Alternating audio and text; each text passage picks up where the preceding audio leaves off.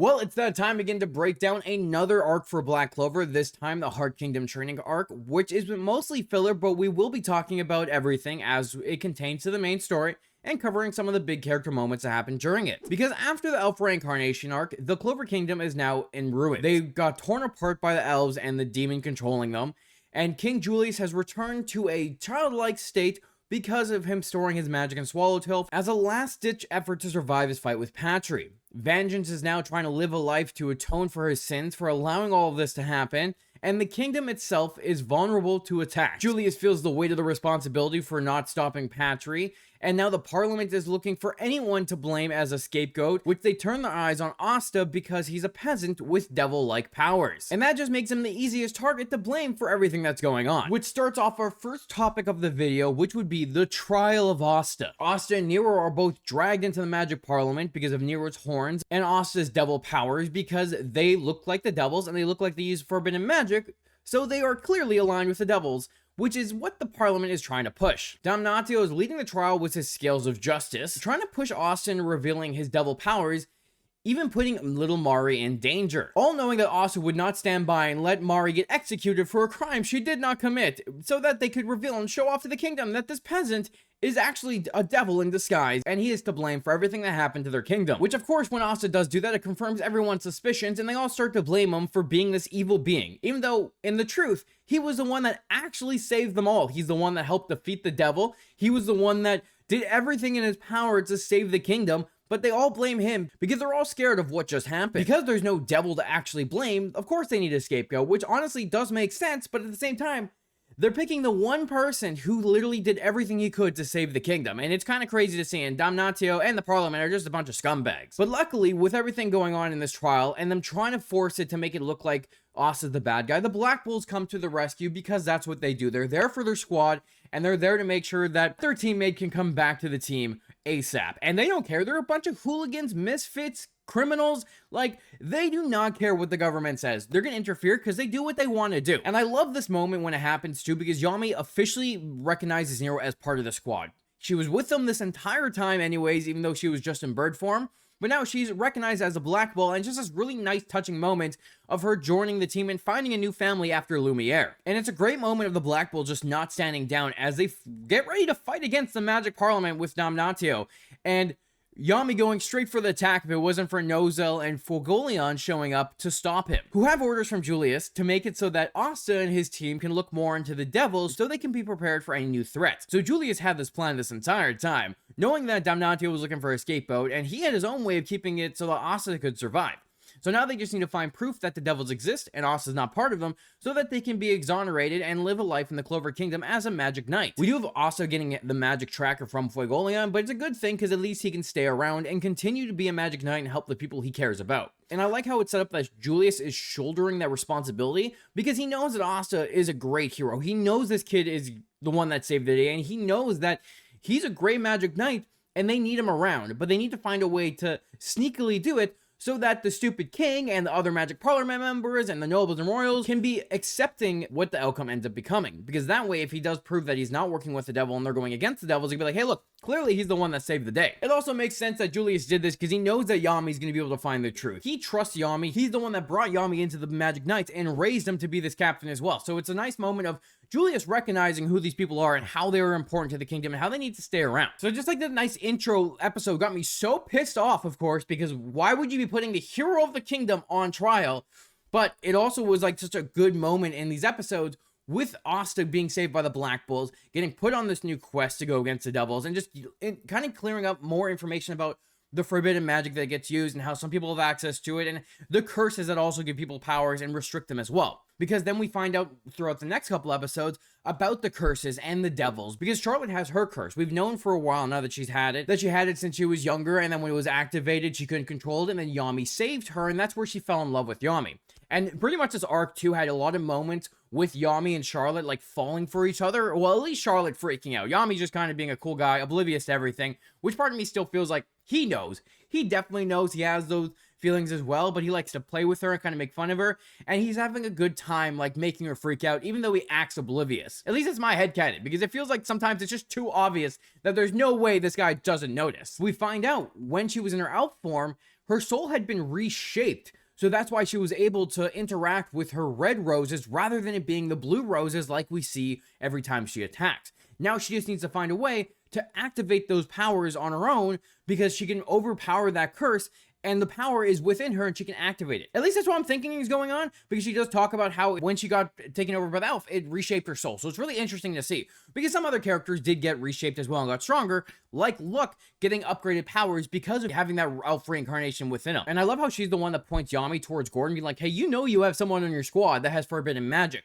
Which then sets up them going to Gordon's family, and we finally meet whose family are, who all look creepy as hell, but they're also secretly really nice people. And even Gordon thought his family were a bunch of people who like poison and like they weren't good people, but then we find out that his dad is moving away from that. He's a cursed magic healer, and he wants to look into the poisons and all this stuff to figure out how to heal people. He's a recovery mage, showing that he's not this evil guy that goes around and curses people. No, instead, he's trying to help them with his cursed magic. And that's where we first hear the name Megakula, and really setting up the devil and the next threat that's going to be coming. The devil that we find out that's in the Spade Kingdom, and the one that's going to be the main villain of the next arc, which I am so excited for, because that just seems like, we fought one devil, he was super OP, he was insane. But now we're going into the next one, who's probably going to be stronger. Someone who's probably more of a threat because he's literally ruling over a kingdom and has followers to fight with him. We also get more information about how there's a bunch of different forbidden magic / curse users within the Clover Kingdom. A bunch at the royal capital, which is most likely Charlotte, Vengeance, and a couple other characters we have yet to learn about. And we find out during all of this that Noelle's mother's death leads back to the devil Megakula, where Dorothy is the one that gives her the information because of Noelle saying that her mother was cursed, that's the reason she died, and her family is cursed like that. If they mention the devil's name,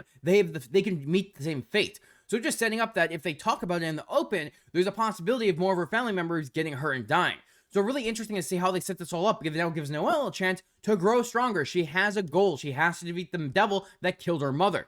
And it's just setting up more stakes for her character as well, because of how we've slowly been going over, and her determination was to control her magic, get stronger. She's gone to that point. Now she has a new threat she has to go against to avenge her mother. So it's just like a really cool moment to have Megakula connected to all these different people. The forbidden magic that happens within the Clover Kingdom, at least with Gordon and his family, like they know who he is, or at least they know his name. And I'm sure it connects to some of the other characters, and it'll be slowly revealed as the Spade War arc goes on that the devil Megakula has definitely like set up stuff and given people cursed powers, given them forbidden magic, and like set up stuff to make it so that not everyone gets to live a happy life in this world.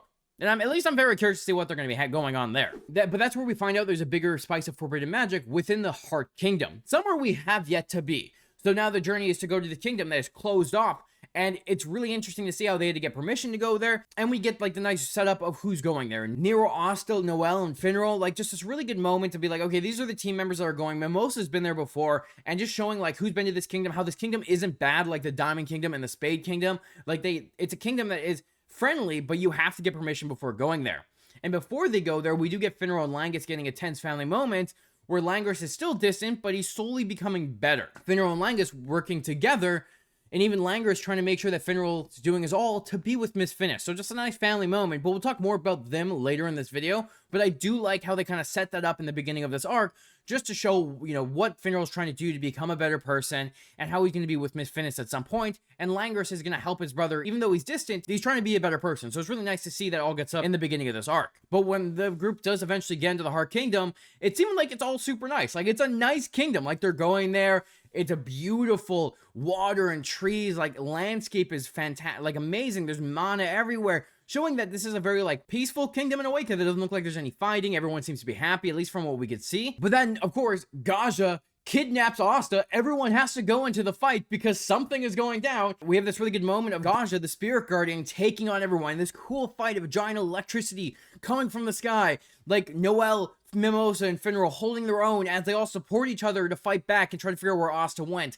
And on the other side of things, Asta and Nero fighting back against the water spirit and all the attacks that are coming to them, so that they can make sure they can escape. Nero freeing Asta and them getting ready for the battle, just to find out it was all just a test. They were just seeing what their strengths were so that they could use them for the upcoming Spade War, where they need their help to take on the devil. And even finding out about the different stages, which was really cool. Like Noelle was stage 1, which is high up. Mimosa and Finral are stage 3, and then Asta and Nero are arcane stages, which are a step above, because they have a unique magic type that isn't like the normal element. And when we meet the Queen Lolopechka, which I still pretty sure I'm pronouncing this horribly wrong, because when I read it, that's just what I read it as, and we're gonna keep going because of it, but she was actually cursed by Magicula and was destined to die. So now she needs the Clover Kingdom's help to stop Magicula to stop this curse. And I like how we also meet the water spirit Undine, which just gives us 3 of the spirits so far. We got the wind spirit, the fire spirit, and now the water spirit, and I'm sure we're going to meet another one at some point. But it's just really exciting how they set up this arc, because yeah, it is a training arc, but they give us a new threat. They tell us who's coming, who we need to fight, and it just sets up how dangerous they are. And I'm really excited to see what's going to go down, because everyone now has to reach stage 1 or stage 0 in order to fight back against these devils. Well, to fight back against the devil and his followers. Of course, the Magic Knight captains are going to be up there, but everyone else needs to raise their ranks in order to get stronger. So it's just cool they set up the stages and they give us new, like, architect about how they classify their different powers and stuff, just to show where everyone is. Especially with the Clover Kingdom, with everyone having kind of unique magic, like Yami with his dark magic, Julius with his time magic. So they have a better advantage rather than the typical elements. But while that's going on, we have the stuff happening back in the Clover Kingdom, and how Julius stages a public address declaring that the Eye of the Midnight Suns have been defeated, and then we find out the hilarious moment of Seke was actually responsible for saving the king during the Elf Reincarnation arc. Because of the fact that while he was running away, the king fell on him, and the king just assumed that Seke was the one that saved him. Which is just hilarious. Like, it's just a so funny meme that this guy kept getting roasted on and, like, treated like a punching bag for a lot of the arcs, and he still is. But this time, he's just stuck with the annoying king, which is just hilarious. I love how all the different moments in this arc, and especially later, which we'll talk about, even though it's filler, just the fun moment of him getting ranked up. But that's where we have the Magic Knight conference happening afterwards, and we find out that Vengeance offers to resign, but they won't let him, because he's not allowed. He has to become stronger, better, and atone for his sins.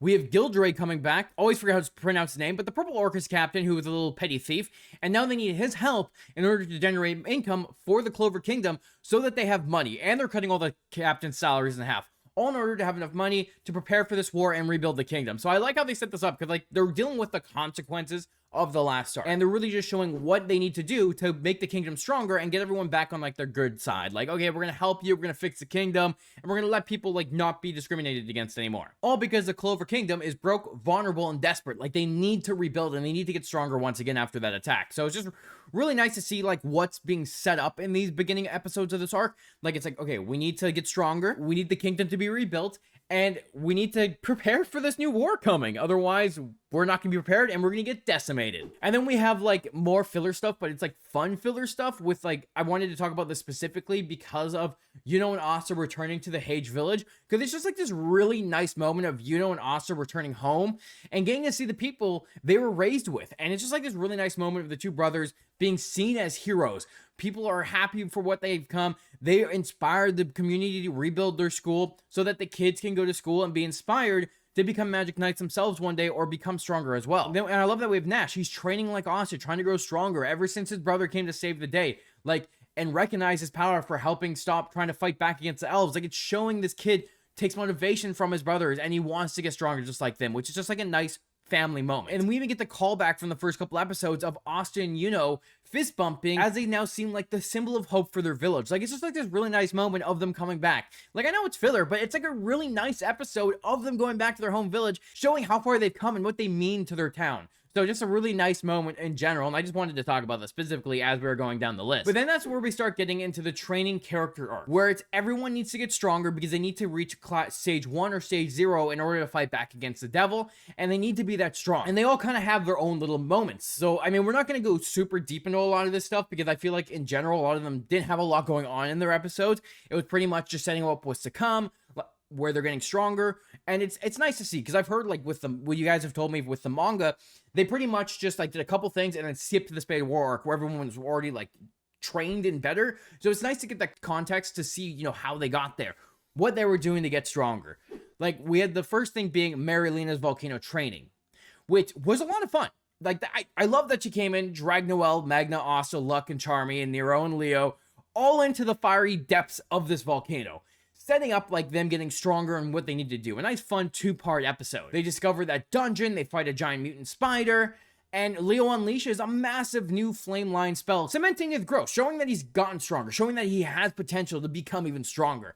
So it's just like a really cool moment of seeing, you know, what they can do. And even some funny moments as well, right? Like they're running away from the traps. Like there's good moments of the characters interacting. But just to see Leo be a badass was pretty cool, because we don't really get a lot of him compared to other characters because he's not part of the Black Bull. But then we also have like Finral's training, which is just him going to the mixer so that he doesn't hit on girls. Like that is all his training is, which, well, at least before we get to the Spirit Guardian stuff, because it's just him trying to be better for Miss Finis. He told them that he was not going to hit on any other girls. He was not going to try to flirt with any of them because he wants to be the man that is meant for Miss Finis. He cares about her, he loves her, and he wants to be the proper man for her. So it's just him within this mixer having hilarious moments of we're not trying to fold over these girls. And it's just hilarious overall. I mean, he does catch Charlotte at the end of it and freaks out because of what he did.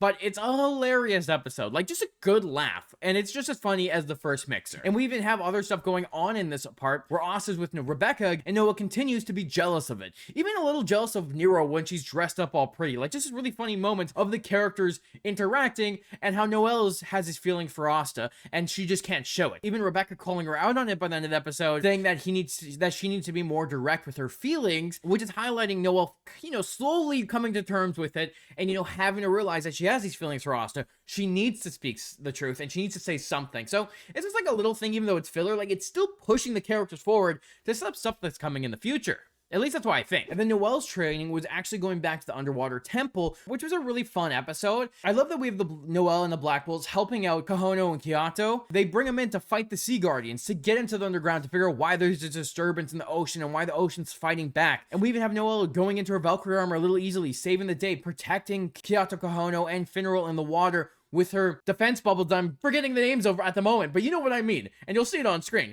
But it's nice to see that she's able to control it a lot more. She's able to defend them as they fight back against the Kraken. And this is like, it's a really cool moment of her showing her attuned with water magic and getting stronger day by day. Even seeing the giant whale at the end that has a baby and she feels her mother's presence, showing that her mother might have gone there at some point, showing that she's on the journey her mother was on of getting stronger. So it's just a really good moment to see, like, she's strengthening her connection with Mana, she's getting stronger, and that's where Noelle is going. She's getting stronger. You know, after she got her Valkyrie armor, showing that she's able to control her magic so much more now after the last arc, and it was just a great episode to show that. We also have, like, Gray's confidence episode, which her training was just to get more confident. It was fun. It was cool. It was just her trying to become a stronger person by being able to face the people in front of her, and then her trying to figure out who she is and be the person she's truly meant to be. And it was nice, even though it was creepy at times because of Ghost's obsession with Mari, it was nice to see that Ghost was still, like, acknowledging her, saying that even though if Gray wants to be in a different form, she's still Gray. It doesn't matter what she looks like, she'll always still be Gray.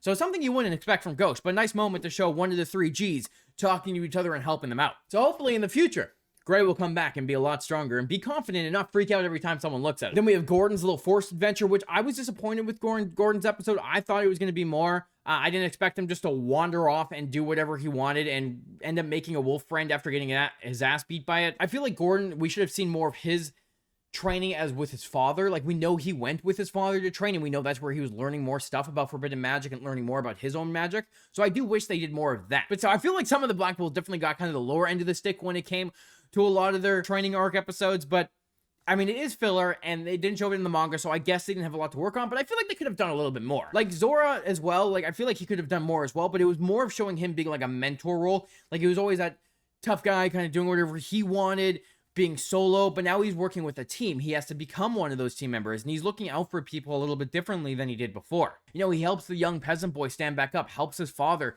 go against the noble that's trying to turn the world upside down, and he's following in the footsteps of what his father believed in, of what a true magic knight should be. His role wasn't like getting stronger necessarily, but becoming what he thinks a magic knight's supposed to be, and following in the footsteps of his father, which is like a nice moment. Still, it is nice.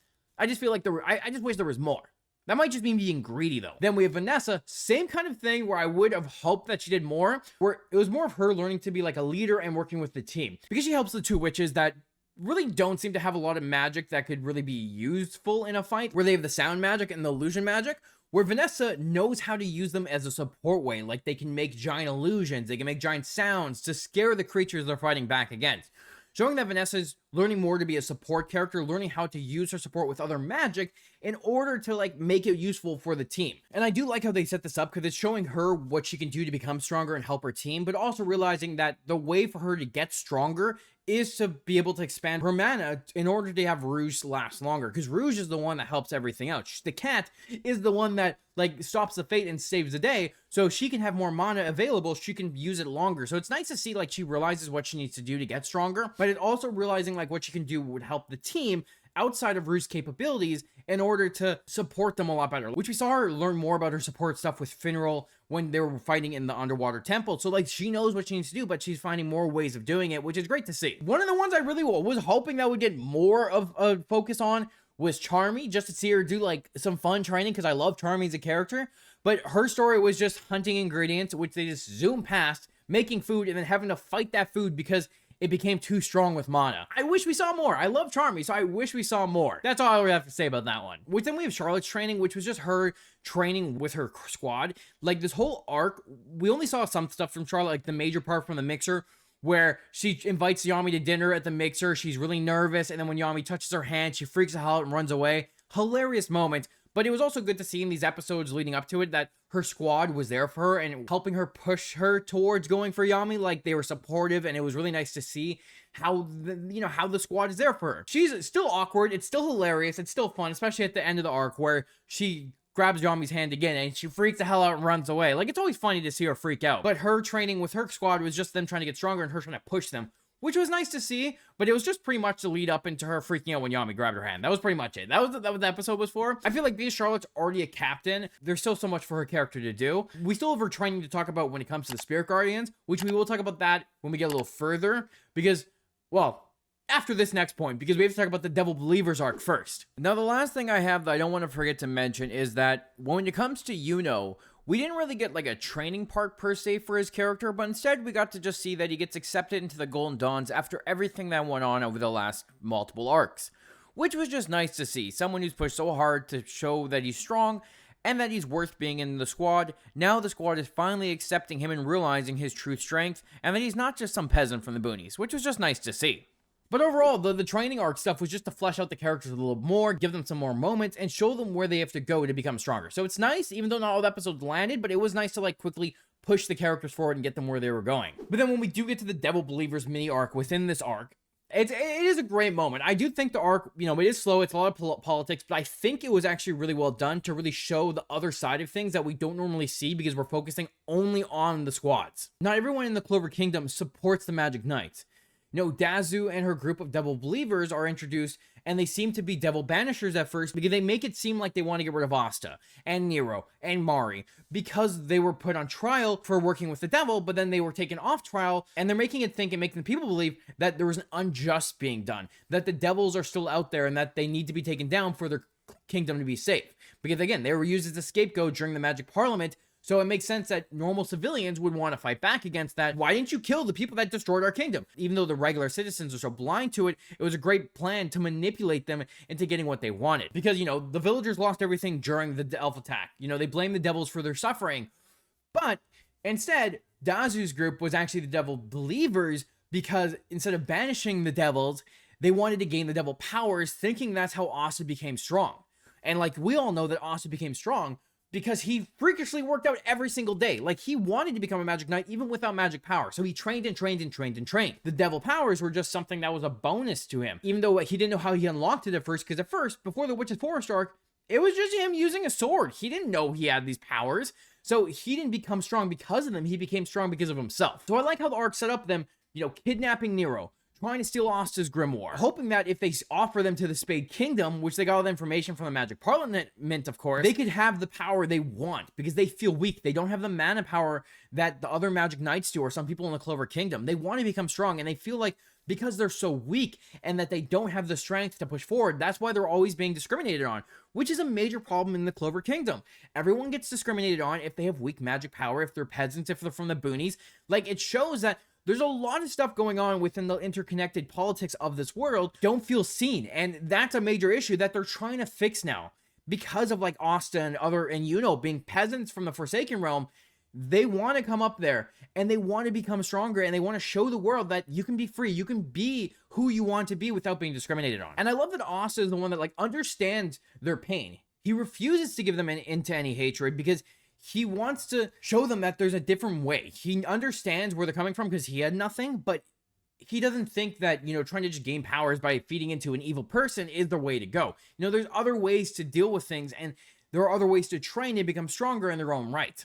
And even with like Bo, and I said this during the Devil Vanishers arc, like, she has a useful tool. Like, everyone uses magic, yes, and they have recovery magic, but if she can make potions that are just as good as recovery magic, or can be used as weapons, like, that is actually super useful, because everyone relies on their magic way too much. Where if you have someone who could do this, you're more versatile. And I'm surprised, like, no one ever thought about this. I'm like, hey, if she can do all this stuff, like, she's so useful. Why do they discriminate on her for not having magic? Like, this is even more useful than that sometimes. But I digress. You can really see the discrimination going on and how they saw stuff because of how they were raised and how they were treated by other people.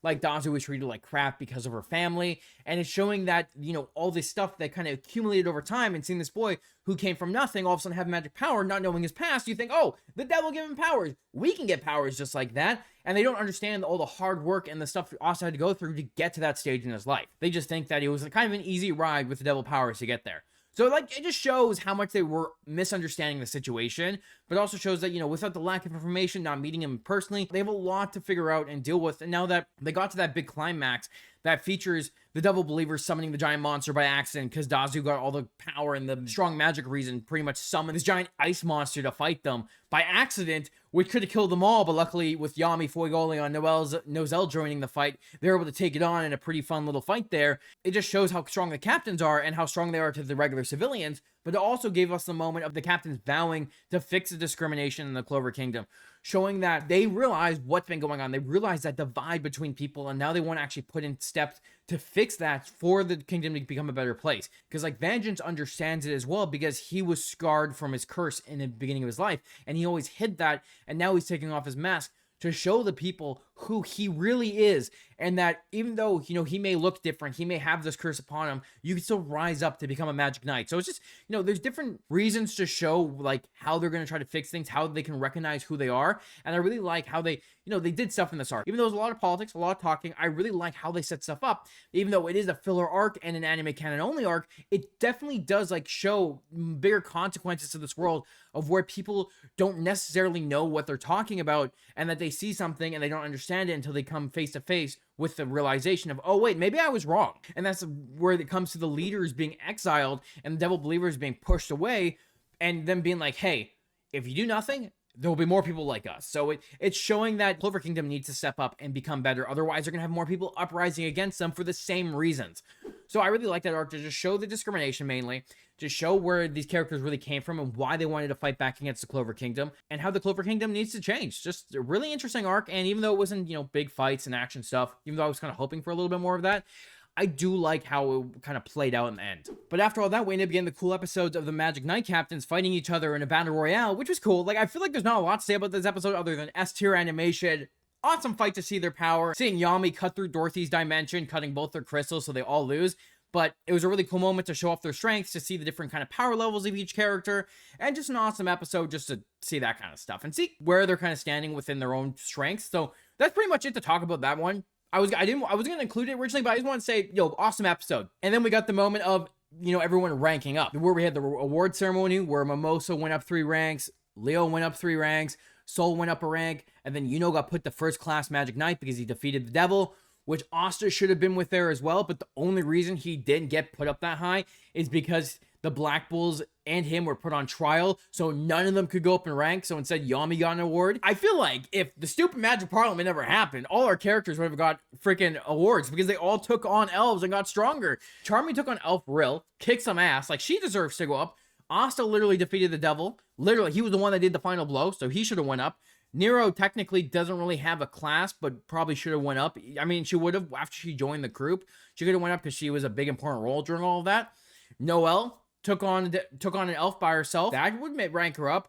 And then, like, the other ones all work together, which they might have not gone up as high, but they might have moved up a rank or two. But then that kind of leads into Seke being put up into first class senior Magic Knight because of the fact that the king thinks he's so special and that this peasant got put there. So Seke should have done that because he saved the king. So, I mean, that was hilarious. I love that. And everyone's just, and I love the Magic Knight captain being pissed off because he got put there. But Seke is definitely that punching bag that he got put up there, even though he did nothing right. And he knows that he didn't do anything right, but he's kind of stuck there because the king, I feel like if he finds out Sake really didn't do anything, he'd probably want to execute him just because that's how the king is. But yeah, poor Sake. I'm sure we'll see more from him in the future, and I'm looking forward to seeing what they do next with him. But let's move forward now. After that, this is where kind of stuff got jumbled up. Where I was recording, I'm like, oh, I should talk about this stuff. I can't forget about this. But now let's go into the Golden Dawns and the rivalries. Because Yuno got ranked up to Class 1 Magic Knight, not everyone's happy with it, but some people seem to be. Like, when they're talking about it at the very start of the episode, Langris seems to smile because of it, which just kind of sets up what was going to be happening for Langris in this episode. Because, you know, even though we have the kind of a rivalry being set up with Langris and Yuno, because now they're both first-class Magic Knights, you need a vice captain. Who's going to be the vice captain now? It also sets up the fact that Langris is weighed down by the guilt of the elf conflict and what he did to his brother. Well, he turned into a monster. He turned evil. He attacked the king. He attacked his brother. And he's trying to find out who he is now after all of this. Because he realized he was arrogant. He was an ass. He was selfish. And I feel like after everything that happened to him, he's realizing even though that all happened, his brother still tried to save him. His brother was still there for him. And he's realized, shit, I was wrong. I need to become a better person. I need to figure out who I am. Which is why he fights Yuno, because he's getting ready to leave the Golden Dawns. He wants to leave. He's like, I need to atone for what I did and to find out who I am. I don't feel worthy enough to be the vice captain anymore. He was going to lose to Yuno on purpose in order to let Yuno be the one to do it, because Yuno did lead the Magic Knights during the Elf Reincarnation arc. He took that leadership position and helped get them into the fight to save the day. So it's showing, all the stuff that's going on. Because Langris sees Yuno as a leader now. He sees what Yuno is able to do and how impressive he is. And he's realizing that he needs to be a better person. And he's realizing he needs to figure out what he needs to do next. So it's just nice to see that Langris has character development, that he's trying to do something for himself and become a better person rather than always being arrogant and thinking that he's better than everyone else. But then when Yuno forces him to use all his power, we get this really little fun fight. Even though he's not using all of it, he's just fighting a little bit more seriously now. I do like Yuno still winning, but refuses to let Langris quit because he's like, hey, we need to have another battle in the future, but start off at full strength. Don't hold out. We're going to have a full one to see who's better.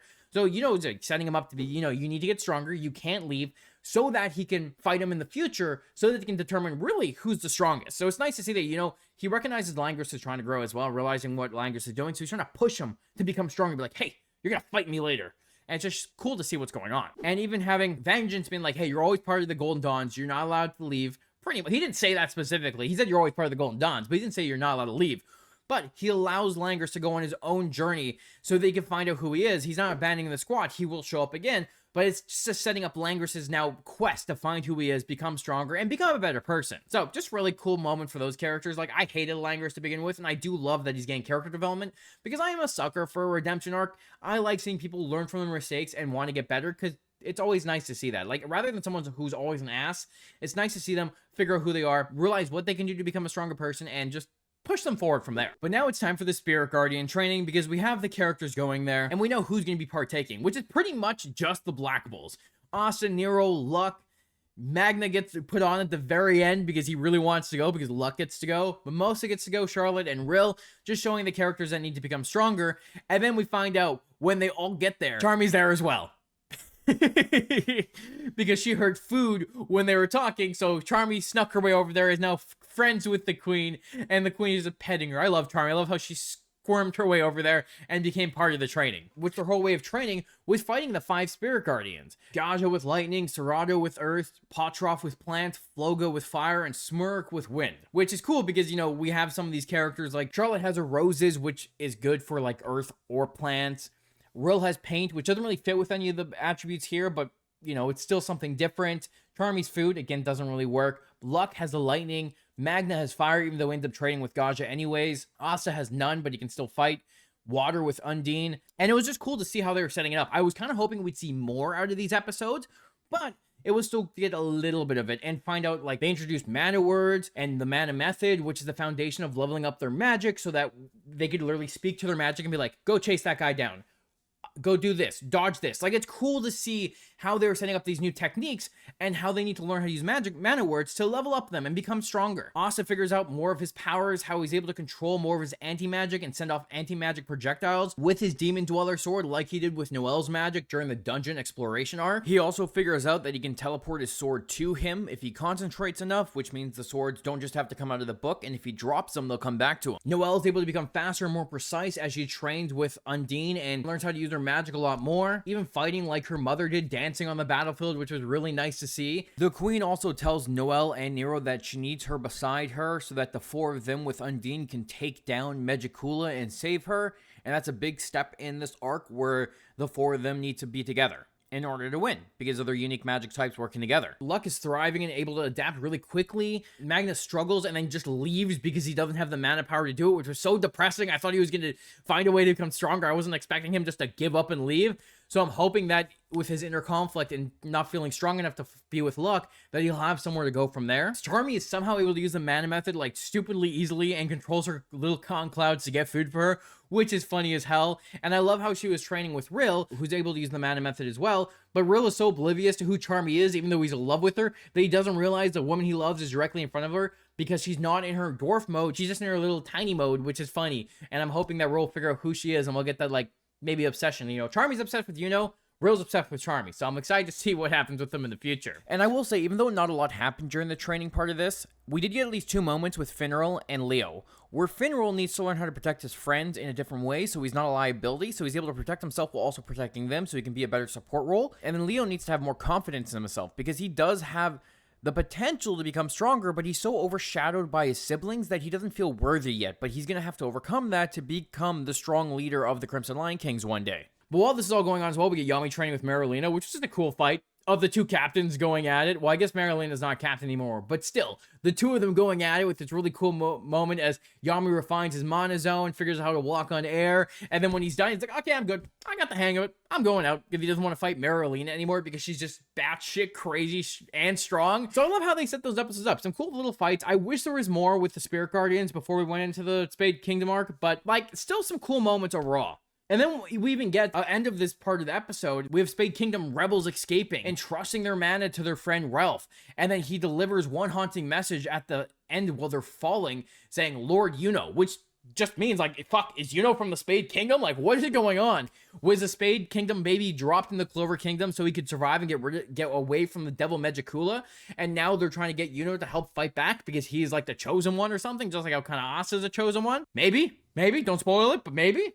I'm excited to see what's going to happen there because that just leads up into like what's going to be happening next, and it's something cool that's coming down the road. And we also find out that Magicula possesses the mage Vanica, which sets up really interesting, and then we do get to see him, which is pretty cool. So it makes you wonder what's going to be happening during this arc. You know, by the end of the Heart Kingdom training arc, the Clover Kingdom starts to rebuild. The Black Bulls and the other squads have been done their training. Some have done it under the Spirit Guardians.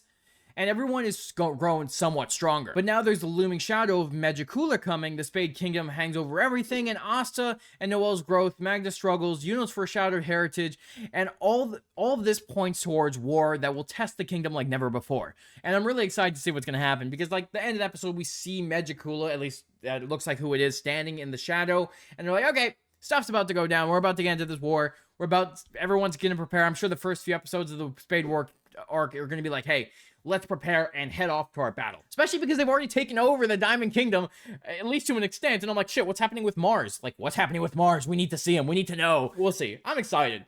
I mean, this arc, you know, it wasn't amazing. It was a lot of filler. Well, most of it's a filler arc because they just kind of skip past it in the manga. But I do like how it did give us more about the characters, built them up a little bit more. And I'm just excited to see our characters grow, become stronger, and fight the next threat. And work together, because that's what they do. But honestly, at the end of the day, let me know. What did you think of this arc? Was there anything I missed that we need to talk about in the comments down below? And out of 10, how excited are you for me to hit the Spade War arc? Thanks for watching. If you like this video, hit the like and subscribe button. It helps out the channel a lot, and you get to stay up to date with my Black Clover reactions and breakdowns and all my Marvel and DC stuff.